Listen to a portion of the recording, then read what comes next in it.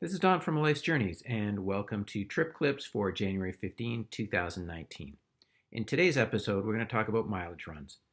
Mileage runs might be new to you, or if you're a seasoned traveler, and particular frequent flyer, you may have heard of them.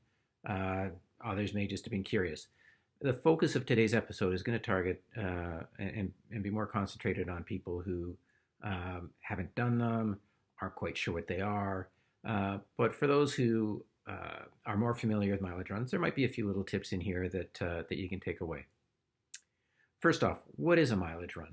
A mileage run is a flight or series of flights that are done primarily for the purposes of accruing frequent flyer points. Now, these can be reward miles or they can be qualifying miles.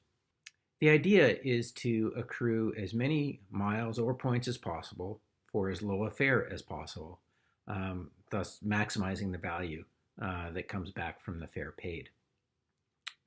Historically, this used to be much more lucrative. In the past, one used to be able to get full frequent flyer points, i.e. reward points, on just about any fare. And so it would be possible to get, one would search for a really cheap economy fare and fly as far as you can in, say, a long weekend. And often it was possible to accrue or accumulate enough reward points that the value of the points that you accrue would exceed the cost of the fare. I'll give you an example. I used to be able to find fares from Toronto to Singapore for roughly $650 to $700 Canadian.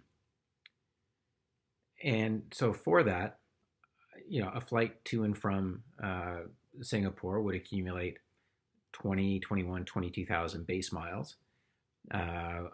Because of the status that I had, I was at the time in Air Canada Super Elite, so I had 100% bonus on those base miles. So I would be able to accumulate 40,000 reward miles, which I would then ultimately redeem towards business class seats. And so, that I'm just trying to think that 40,000 miles would be, say, a third of a business class trip to Asia that might cost, if I had to pay cash for it, $5,000 or $6,000. So let's just say I was getting, depending on the valuation, let's even take it cheap, $3,000. You'll never get a business class seat to Asia for $3,000. But if it was $3,000, a third of my, a third of that accumulation would be that $650. So I basically had a $350 gain. Well, unfortunately, those days are gone. Most of the frequent flyer programs have gone to reward miles being based on fare paid. So it means that you can't get that really great return. Instead, there's still a sweet point for a mileage run if what you need is to accumulate qualifying miles. And qualifying miles can still come up as a good value point, particularly if what you need is a way to hit the next threshold in the frequent flyer program. And for most of them, there's a mid-level where you get international lounge access, you get priority boarding, priority baggage check, priority check-in, free check bags, et cetera. Those were the really good types of things that, I forgot, probably the most valuable benefit was upgrade opportunity. And that would be if you would hit the top level within a frequent flyer program. So that's where it still exists. And there's sort of two ways to approach doing this. One is, how far and how much can I go in a shorter period of time, almost without a break.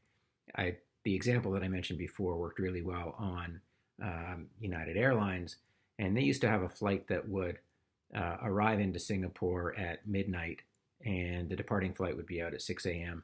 So it was enough time to go to a lounge, have a shower, maybe catch a little nap, get back on the plane and come home. It wasn't much of a stopover. The best I've been able to find lately, and this is actually kind of fun, and I enjoy it because I just like getting the rest and sleeping on planes. is they do a combination where you can get into Singapore at 8 in the morning, take a flight out at 10 at night, and so I'm able to do the turn in about 3 days, under 72 hours, and I get a full day in Singapore, a chance to see friends, go to some cool restaurants, do some sightseeing, that sort of thing. So that's your quick overview on what a mileage run is all about. If you search through my playlists, there I've also got a video that allows you to follow along what it's like going on a mileage run.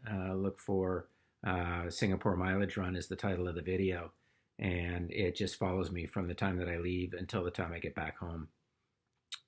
So that's it for Trip Clips for today. Hopefully there was something in it that you learned or gained a few little tips or something like that. If you did and you liked it, please give it a thumbs up down below. Leave a comment. Let me know what you think. If you got any questions, or even if you want to talk about trying to put together or piece together a mileage run, happy to have that chat. That would be great. And also, please subscribe to the channel. Really helps keep me encouraged and keeps me producing trip clips for the long run. So thanks very much for watching, and may your life's journeys be everything you dreamed of.